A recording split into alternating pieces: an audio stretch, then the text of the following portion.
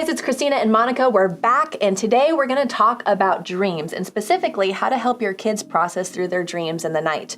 So Monica, would you share with us just a brief history about how you've learned to connect to the Lord in the night hours? Absolutely.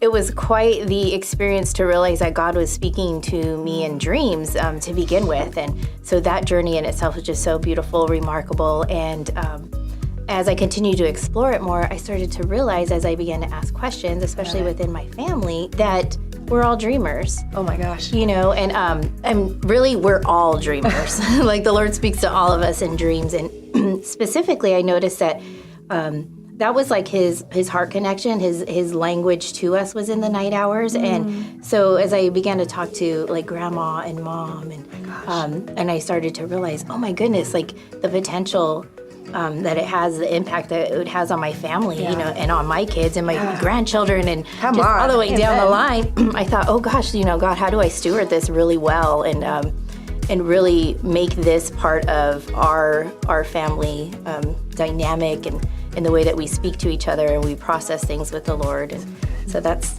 how it's been. So good. And so you've got 3 kids. I do. You said they're all dreamers. Yes. What does it look like to walk through with them how to learn whether a dream is from God or not, and then what to do with it?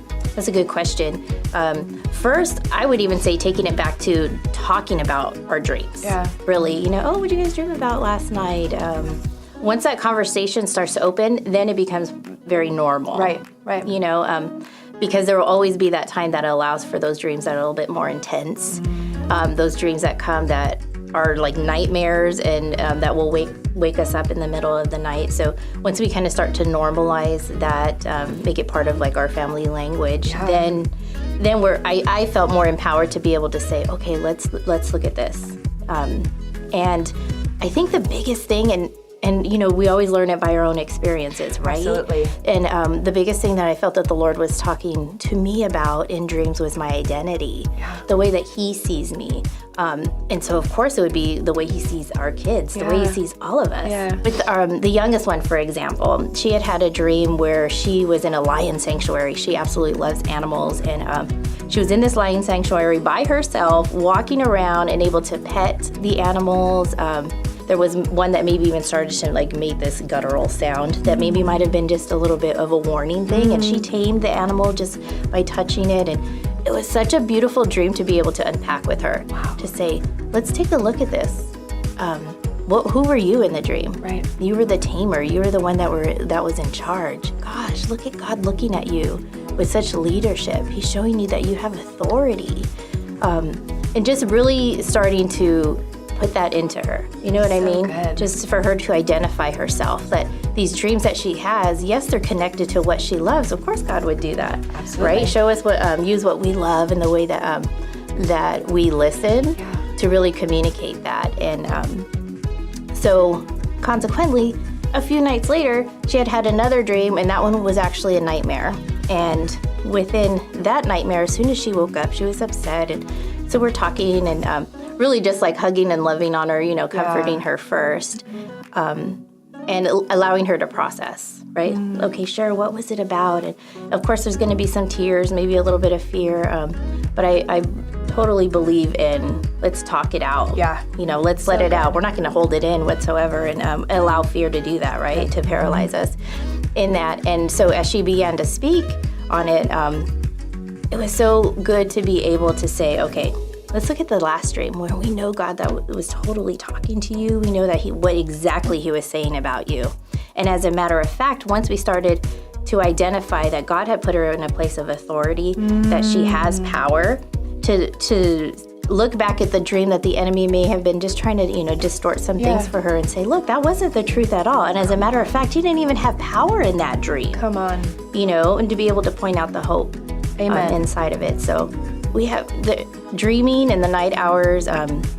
It's such a beautiful thing to be able to unpack it with our kids, to be able to go on that journey of just saying, we have so much going on during the day with all of our activities and such. And what a beautiful thing that the Lord would speak to all of us. Absolutely, absolutely.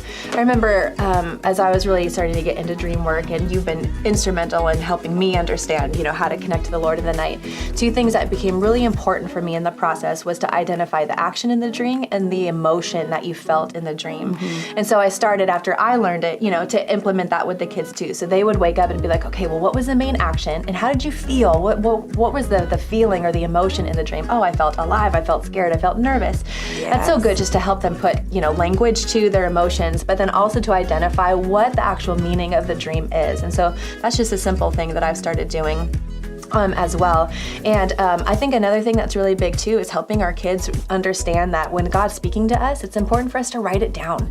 So get them into a habit at a young age of actually writing down, recording their interactions with the Lord, the encounters that they're having with them, so that way they can go back and they can make sure that they're strengthening themselves in the Lord at a young age, as opposed to waiting until they're our age, right? Exactly. No, absolutely. That's such a great point, and we can do this so simply, whatever age they are, they could really just draw it out. Absolutely. Right? Yep. It's not just for the young ones, the 3-year-olds, the 4-year-olds. It's for any age, really. Yeah. Whether you put it in a picture form, whether you are writing it out, like documenting in a journal or of some sort. But my kids will tell you, as soon as they say, oh, I had a dream last night, sometimes because I don't have any writing utensils, I'll just take out my phone and so good. the audio app, and I'm like, okay, here we go. Let's share. So good. That way I can document it later, have it for them later, or have them go back and document it. It's so important. So good, so good. And I do think that how you identified the first step is making it normal, talking about it. And I like specifically how you said, what did you dream last night?